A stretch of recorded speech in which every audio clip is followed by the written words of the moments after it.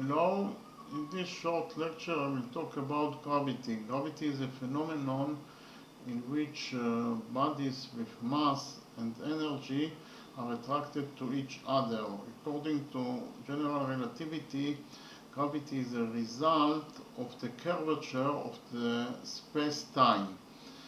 And actually bodies with mass and or energy distort space and time. And according to Newton, gravity is an attractive force between masses. And actually the force of gravity is proportional to the product of the masses of the bodies divided by the square of the distance between them.